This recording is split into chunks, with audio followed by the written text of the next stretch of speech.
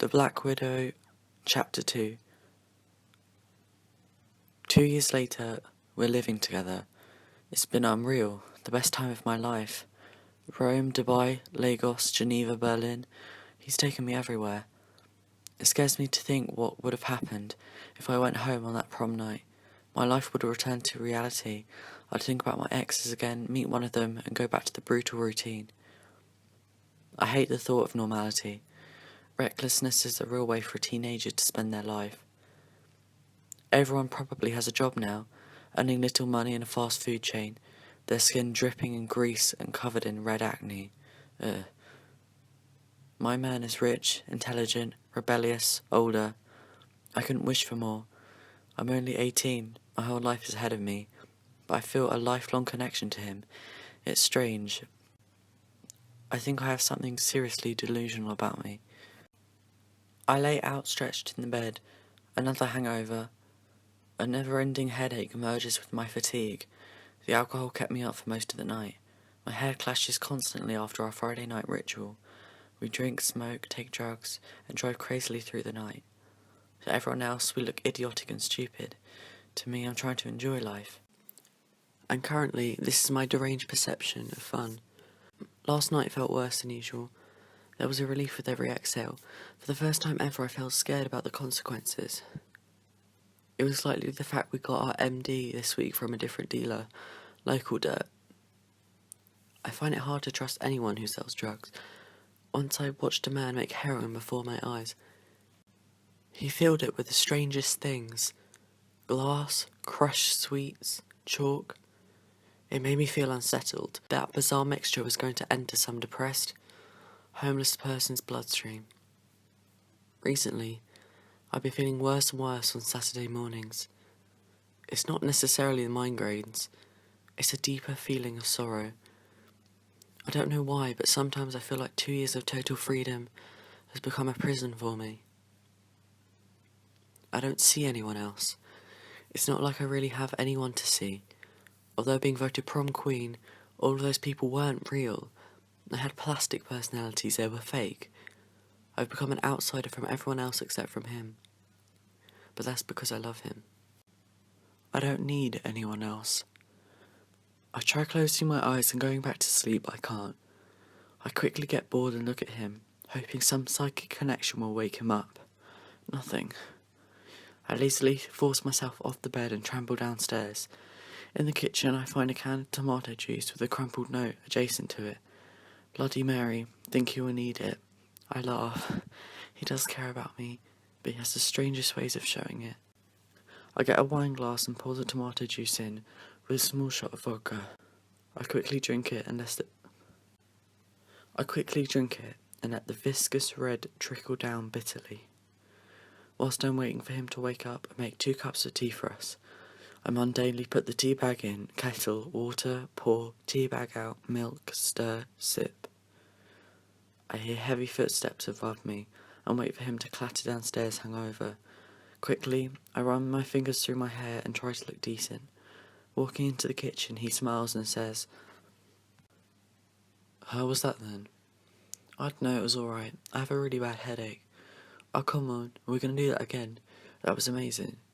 He comes in to kiss me, but I resist. I refused to repeat last night. "I'm tired, please. No more. You can go if you want, but I'm gonna leave it." With that, he places a firm grip on my hips.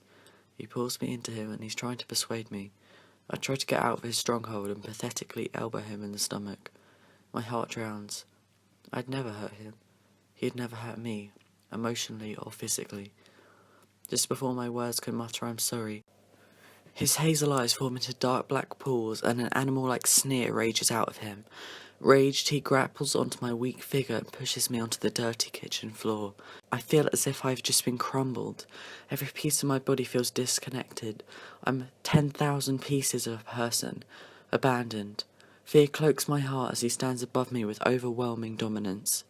Regret falls over him like the darkest shadow. He tries to say something, but it is inaudible. After all, what would "I'm sorry" do? Speechless, he almost wrecks the door handle as he opens the back kitchen door and walks off. Frozen, I hear a strong roar of toxic exhaust fumes. and a roaring of an engine.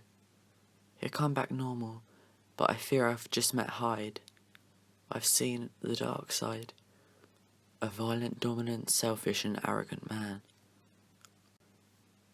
I simply stare at the white light of the kitchen light bulb for an unknown period of time.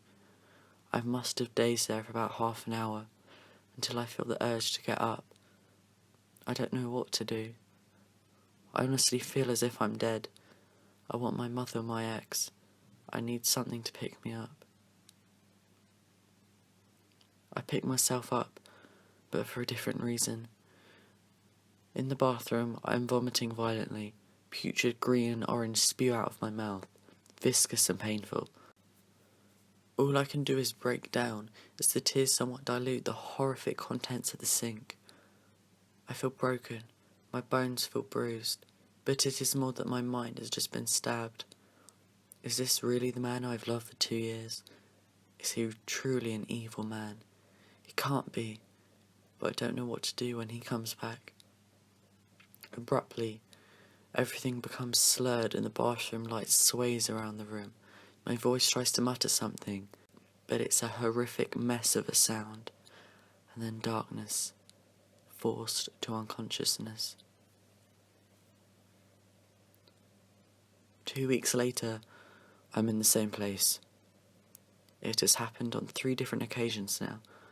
I stand before the sink, blood pouring out of multiple orifices, broken nose, bloody mouth.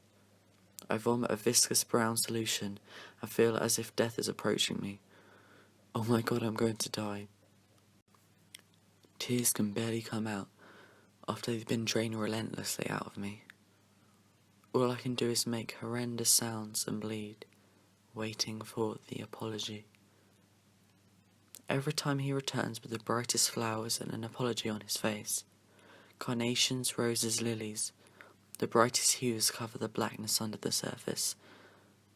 He cries to me usually, "I'm sorry, I love you, it's my demons." I think that whenever events like this happens, the devil has won. Satan himself grapples his power onto him and ruins everything.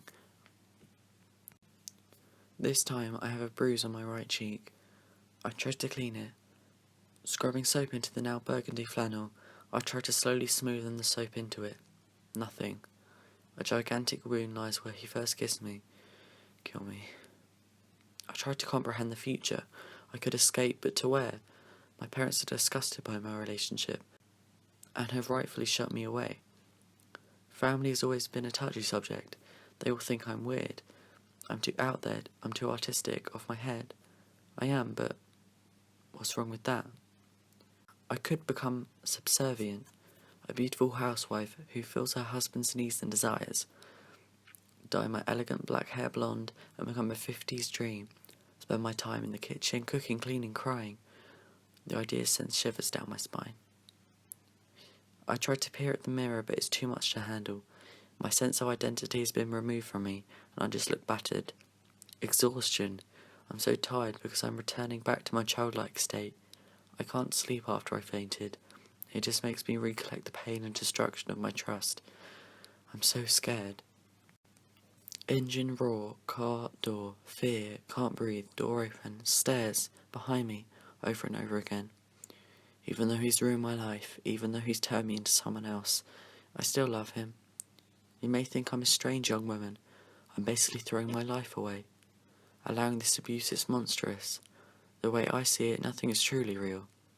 Everything and everyone is simply masked, and sometimes, for a brief moment, the mask is revealed. The blackened smoke in his soul breathes out, and his wrath becomes mighty. We are only our true selves, unaffected, in our sleep, or in a trance state like sunbathing. At least I can see his demon now and again. Neither of us are perfect, but our flaws merely bond us together, tighter than his hands around my neck.